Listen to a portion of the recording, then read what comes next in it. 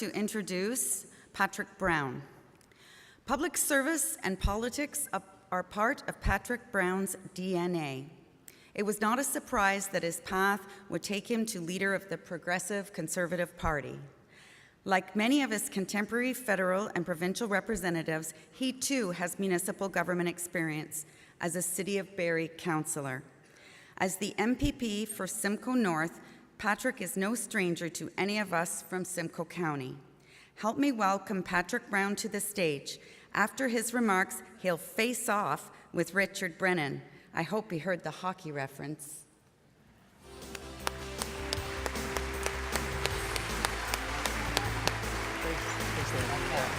Good luck.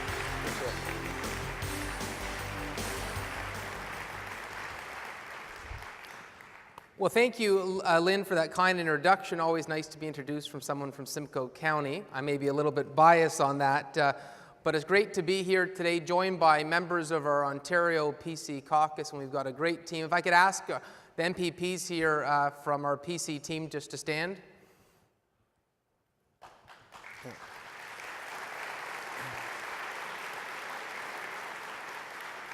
And in particular, I want to recognize Ernie Hardman, who is our Municipal Affairs and Housing critic. They actually did a typo here. I was supposed to reference that he's been to every AMO conference since 1981, and they wrote 1901.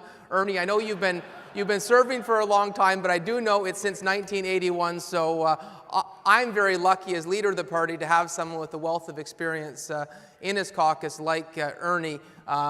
So a hand for Ernie Hardman.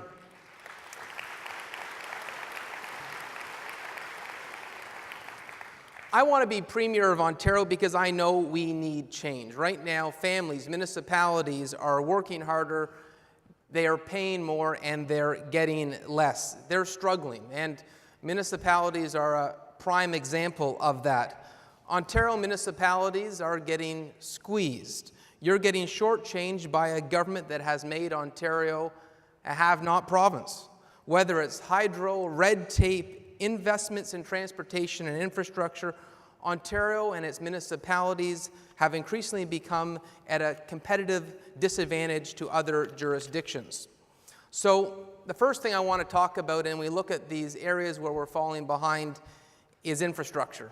I think it's pretty clear if you look at all the delegation meetings we've had, there's one common theme, it's always infrastructure. Ontario has promised to spend $190 billion on infrastructure over the next 13 years.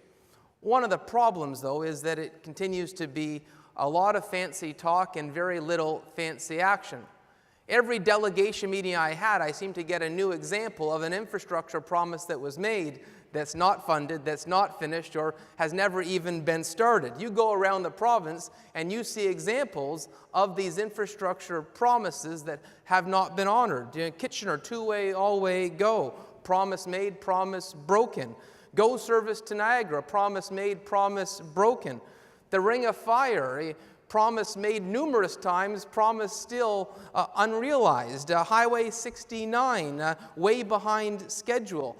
The reality is we have a government that doesn't seem to be committed to these infrastructure promises, and I think there's a number of reasons for that. One, they make infrastructure programs that are impossible to apply for, where they give no discretion to municipalities. It's that cookie-cutter formula, and the reality is municipalities are unique and have different needs. But I think one of the bigger challenges on how infrastructure is managed by this government is we don't have competent management in terms of outcomes, in terms of performance. We have these Auditor General reports at Queen's Park that highlight where there are shortcomings. And I wish they'd get more attention, because the one on infrastructure I thought was really, really telling. The Auditor General reported that because we don't have proper performance measurement, we could see cost overruns of 25% in some cases. Think about that. You're struggling to get funds for your municipality, and we have a government that has a budget of $190 billion, and we could be seeing cost overruns of 25% because they're asleep at the switch. That's scary. And you've probably heard some of the examples. You know, there was the 403, where they were repaving the road every 2 years instead of every 15 years.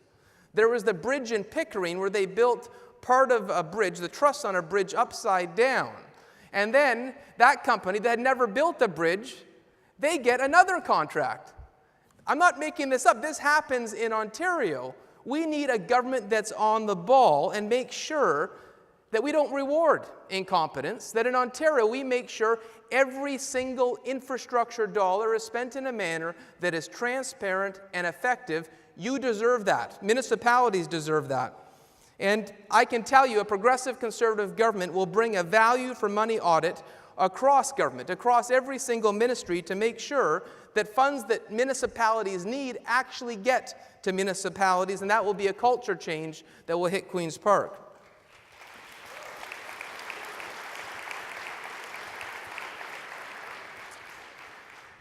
An issue that I wanted to touch upon today is Bill 148. I've heard that in a few of the delegation meetings as well. You know, I've expressed concerns about Bill 148, the fact that, frankly, we didn't have a cost-benefit analysis, and now we have the release of an independent economic analysis report. We're hearing that it could cost municipalities $500 million in the first 2 years of these labor reforms. I've had some municipalities who have told me in the delegation meetings that could be a 1% increase in property taxes. And I've said these changes, although the intention may be good and needed, they're having them happen overnight. It's too fast, it's too soon. Not consulting with municipalities on what the ramifications are for you is a mistake. And frankly, we've seen this movie before, where they rush policy in an election year and they forget about the people who are going to have to implement them. Aside from the businesses who are worried about jobs in your community, what does this mean for municipalities? What does this mean for, beyond the other aspects of the reforms on minimum wage? What does this mean on 48-hour notice? What does this mean for seasonal workers? What does this mean for volunteer firefighters? What do these reforms mean for snow removal in the winter? Because maybe Kathleen Wynne hasn't checked, but I don't think Mother Nature gives mayors and city councillors a heads up when there's going to be a winter storm in Ontario. And I believe you need to have a voice. You need to be consulted when it comes to these changes. And based on what we've heard, we're certainly going to be bringing those concerns to the provincial legislature when this is debated in the fall.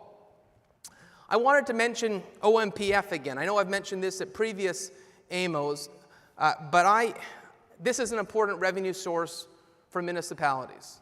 The fact that since 2010, the Liberals have slashed this fund by $145 million is unacceptable. That's not on. Municipalities can't afford to lose that critical source of funding.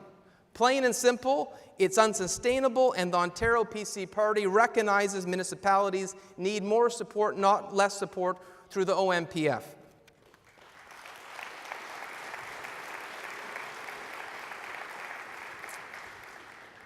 Surprise, surprise, I thought I'd also mention the Green Energy Act here today. You need to have a voice when it comes to decisions that matter to your community. Under the Green Energy Act, passed by both the Liberals and the NDP, municipalities have lost their authority to reject applications for massive green energy projects. In the end, we heard and saw a flurry of municipalities declaring themselves unwilling hosts. We got a commitment by the provincial government that unwilling hosts wouldn't have these mega turbines imposed upon them, and we've seen the exact opposite happen, and that promise by the provincial government has been broken. We should not be seeing this happen. We should not be seeing this forced upon municipalities, especially given the recent reports we've seen that this is all generation that we do not need. This is generation that we're giving away to Michigan, Pennsylvania, and Ohio. You know, they said it was the Green Energy Act. They said they had to trample on your rights as municipalities because we needed this energy. And the reality is we spilled enough hydroelectric power in 2015 to power 500,000 homes in Ontario. And that number is growing. So I can tell you unequivocally, like I have before, we will end this green energy shakedown and we will give municipalities back their planning powers. It's long overdue, and a PC government will ensure it happens.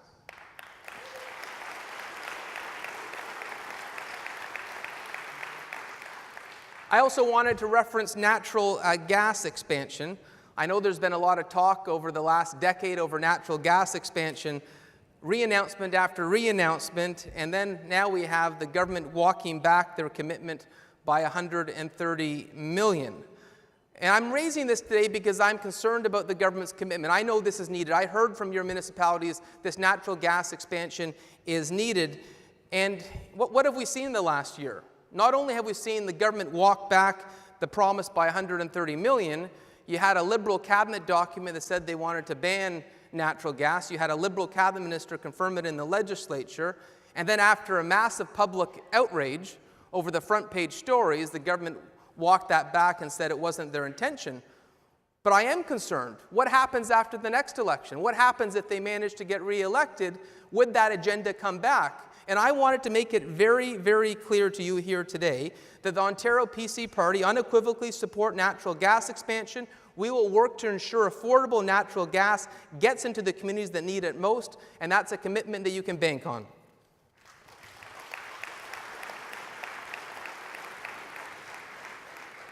And the last issue I wanted to raise here today is the issue of joint and several liability. I know AMO has raised this year after year after year. Under the current liability model, damages can be recovered by any defendant, even if they are found to only be 1% at fault. Municipalities are often targeted as insurers of last resort and can be on the hook for massive, massive damage settlements. Facing added risks and increasing cost, insurance premiums for municipalities are forced to go up. We've seen this across the board with AMO. You know, I think of my own municipality in Oro-Medonte, in my riding in Simcoe North, where they've had a 115% increase between 2009 and 2014. And the costs keep on escalating. This is a lose-lose scenario for taxpayers. And we've heard so many examples of how it just doesn't seem right for municipalities, but there's one I wanted to raise here today because it was a case right here in Ottawa. In 2008, a drunk driver ran a red light and slammed into a city bus. It tragically resulted in 3 deaths in the passenger vehicle. The court found the city bus driver, who was traveling 6 kilometers above the speed limit, was partially responsible for the accident. As a result, the city of Ottawa and its taxpayers had to pay $2 million in damages because a drunk driver ran a red light and hit a city bus that was really doing nothing wrong. That $2 million was difficult for Ottawa to swallow, but what would that mean for a small municipality?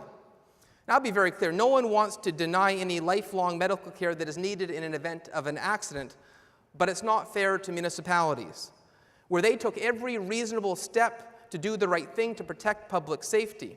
We need reform that recognizes that. We need reform that is based on fairness to all concerned. If other provinces and states can make sensible reforms to their systems, what's stopping Ontario? And the Liberals have been promising this since 2011. Dalton McGuinty promised it at AMO in 2011. In 2014, the Liberals doubled down and said that they would support the motion of my colleague, MPP Randy Pettipies, a motion that over 200 municipalities, part of AMO, supported. The Liberal cabinet in the legislature said there's nothing to debate, they all support it. Stephen Del Duca said this is the kind of matter that they would act on. And you know what's happened? Nothing. And actually, after the 2014 election, they said they don't intend to act on joint and several liability. Because they were re-elected, they didn't need to make any flirtations with this issue. I wanted to be very clear today that action is long overdue. The Ontario PC Party knows this. We have raised this issue in legislature for years, and we will fix it. An Ontario PC government will reform joint and several liability insurance for municipalities.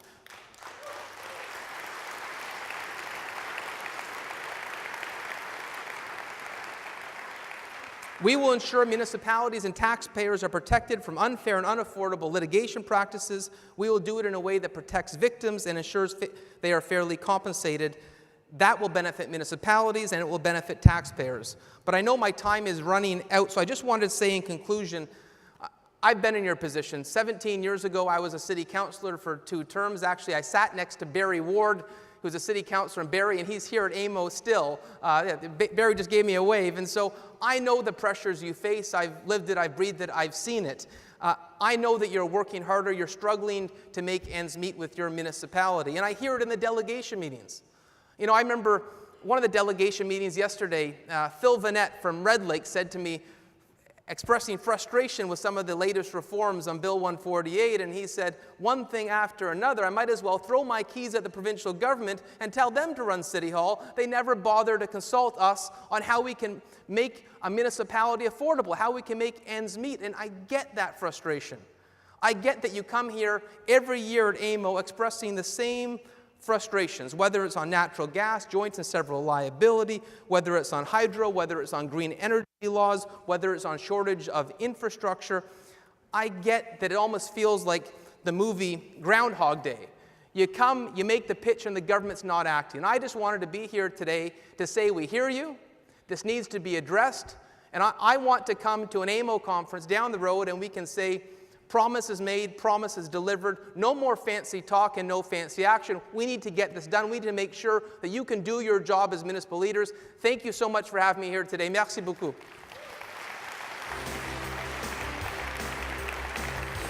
Badger? Far seat, sir.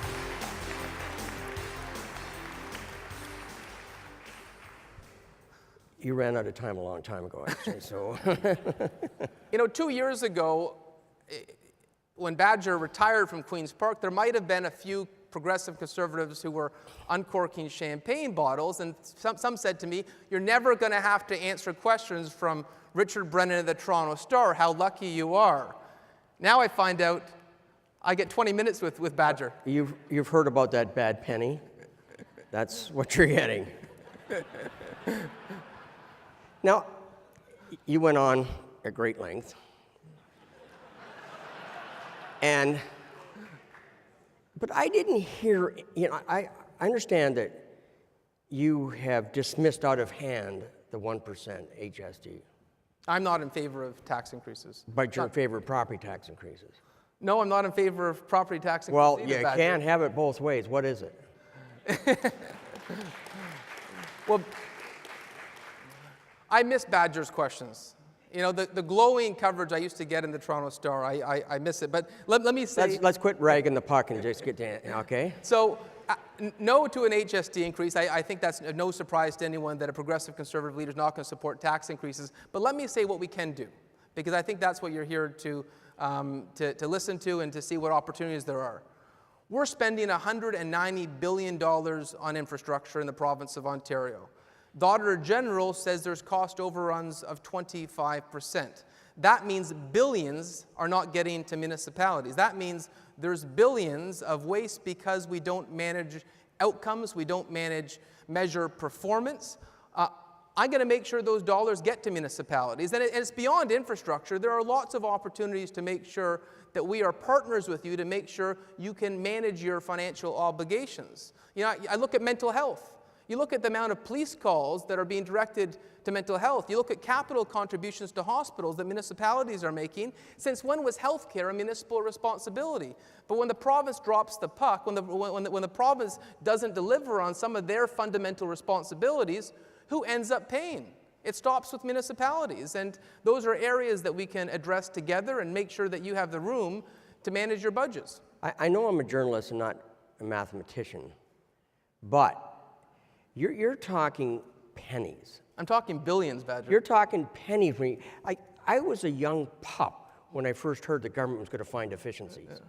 And it hasn't happened yet. So, and you know what? And I don't suspect it will happen under a government you're running either. So Badger, let me do a little bit of math with you. $190 billion, 25% cost overrun. We're talking about billions, tens of billions of dollars that the Auditor General has rightly pointed out that, frankly, aren't being spent appropriately. So you're saying those efficiencies, you're not in favor of tax. You're not in favor of consumer tax increase, maybe property tax increase, we're not sure yet. But the point is, there's a gap here, and I don't think there's much argument about it, of about $5 billion that the municipalities need to just deliver the services that they should provide. What's your plan besides this? Beside the Auditor General's report? Well, no, besides this, this fictitious, if you will. You telling me the Auditor General is fictitious? Pointing the Auditor General, she's pointing it out. I'm going to accept her recommendation. I'm going to act on them because God bless her, but municipalities should not have that amount. That's not going to provide the fund that they need. I want to make sure that every single one of those recommendations is acted upon. That's what I want to do. You're talking about $5 billion. The Auditor General is talking about tens of billions. You want me to say those examples again? Every part of the province there's examples because the government's asleep at the switch. Municipalities aren't getting the funding they need. Let's talk. I mentioned in my speech the 403 that the government wasn't paying attention. They repaved the roads every 2 years instead of every 15. Badger, they built a bridge upside down. You can't tell me this is competent government. We can do better. We will do better.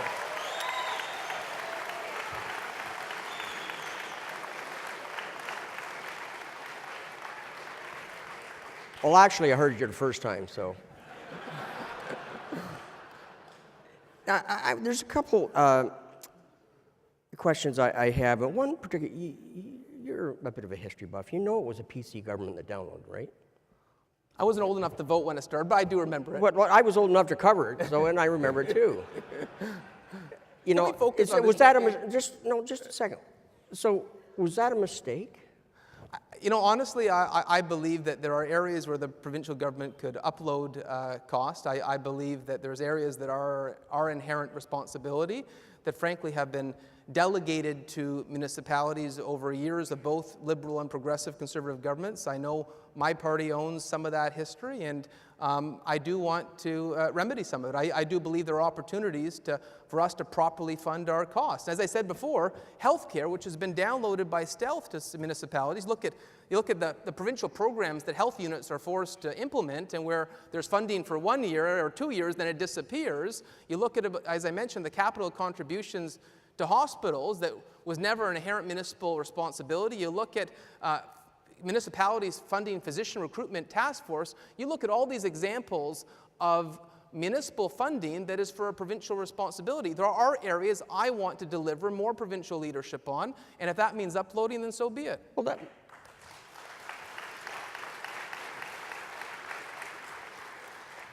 let's cut to the chase then. I thought we were. Can you say unequivocally that downloading is not part of your plan? Downloading is not part of my plan. At any length? It's not part of my plan at any length. Okay. Yeah. Bill 148, would you kill it? I think there's a lot of problems with it. So no, that's not what I asked. Yeah, well, yeah, I would reform it. And so there are some worthy aspects of Bill 148, but I've got some concerns. And so if you want me to outline my concerns. No, but the $15 sticks in your craw, I guess. Well, it's too much too soon. I want to give more notice to municipalities, to job creators. I'll give you an example. If someone gets a contract, they win a bid for a contract for 2 or 4 years, their only choice is to abide by that contract. And, you know, I'm hearing from you, from municipalities, that you've got businesses in your community that they're going to have to cut jobs. I want to make sure that low-income, vulnerable workers have jobs when they wake up in the morning. And the Chambers of Commerce said we could lose 185,000 jobs. Municipalities are telling me they're going to have to raise property taxes from this, and I know Badger doesn't want his property taxes raised, so we need to make sure we get these reforms fixed.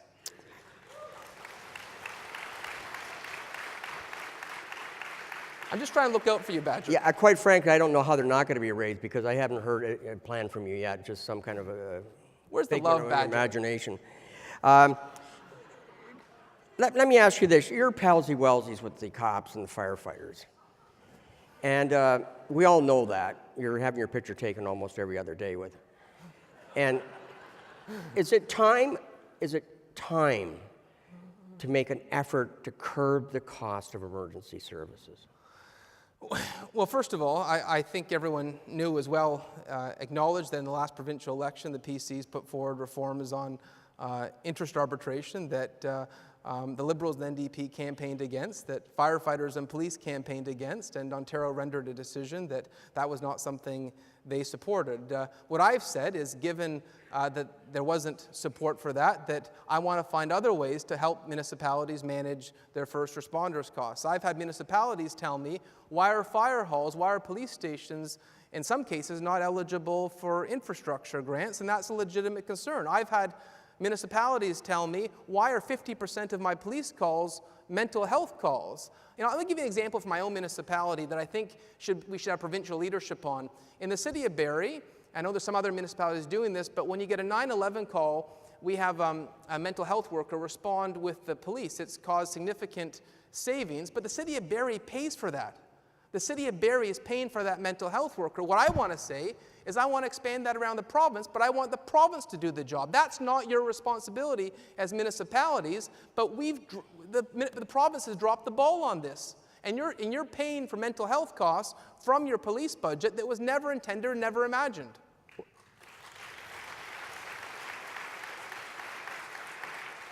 Well, you're speaking of something I know a little bit about, not much. But the point is that you say these mental health calls. The cops are going to go to those mental health calls regardless. Is that not true? I mean, they get a call and they're going to go. There's nothing you can do or plan to prevent that. Well, actually, there are opportunities for much better delivery. And so what I mean... You can have a mental health worker, absolutely. But the police are still going to go to those calls. Well, and it might be the firefighters as well. Who knows? So, Badger, here's where's the opportunity.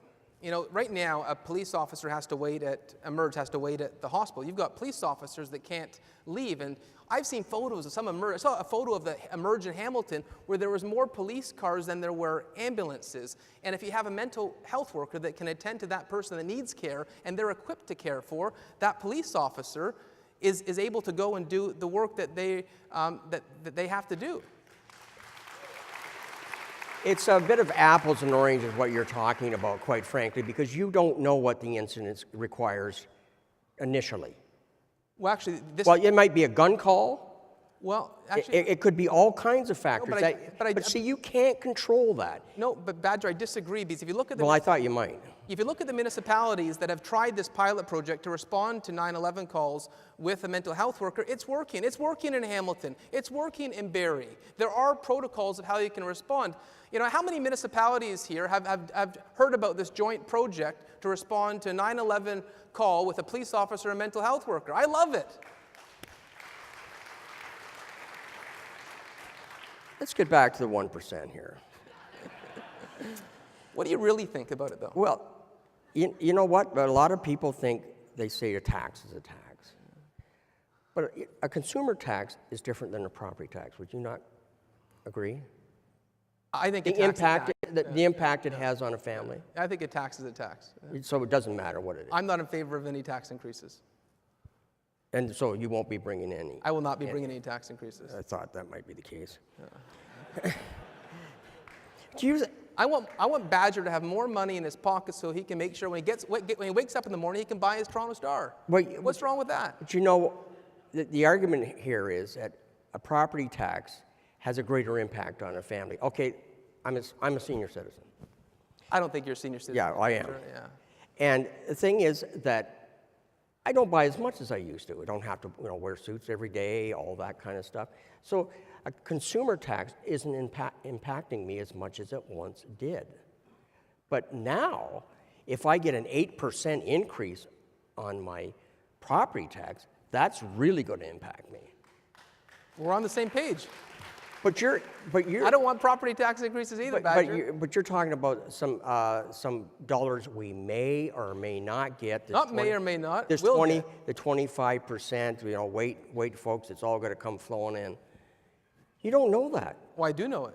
What? Because the auditor told you? I think the Auditor General is a pretty good, credible source. But did she tell you how you're going to get it? Yeah, follow our recommendations, competent administration of infrastructure dollars, making sure the government does their job, you have performance outcomes and measurements. There's a lot we can do. If we make sure every infrastructure dollar is spent in a transparent manner, that you put a ray of sunlight on what government does and make sure that it actually gets to municipalities, it will make a big difference. I hate to go back in history here, but I remember Mike Harris said he was going to sell off property. That's how he was going to get money. And the only thing he ever sold off was a forest. That was it. That was how he's going to bring money in. And that's the only thing he ever sold off was this bush area, where they planted trees and stuff. You miss talking about Mike Harris? Love Mike Harris. I came to your retirement party. Every I didn't see Mike. Everything. every government says it's going to find efficiency. Can you tell me exactly, put the dollar figure on it, what you're going to find efficiency? It would be, first of all, every dam at Queen's Park I see new examples of waste. We will find efficiencies, we will find waste, but to put a dollar figure on it when the government, frankly, cloaks everything in secrecy would be irresponsible. What I will commit to is that we will do a value for money audit on every single ministry, and whether it is Canada Goose jackets for government workers, giant rubber ducks at $200,000 a pop, overpayments on infrastructure, whether it is new associate deputy ministers, whether it's the waste we see on every front, we're going to make sure that every taxpayer dollar is spent in a manner that honors the sweat and toil that's put in to that tax dollar.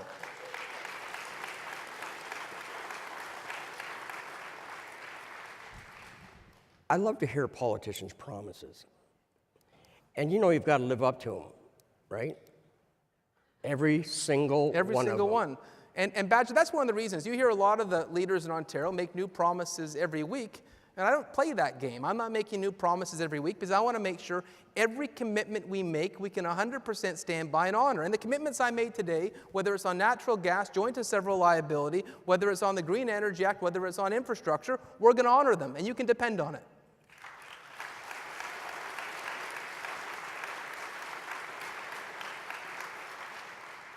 Folks, you've heard him.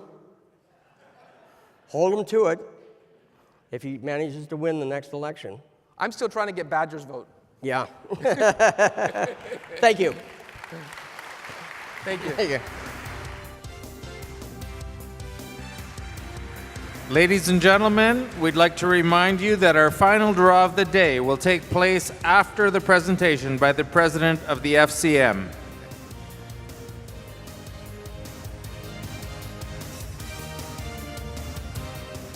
Thank you, everybody. We have one more speaker that I know you're going to really enjoy.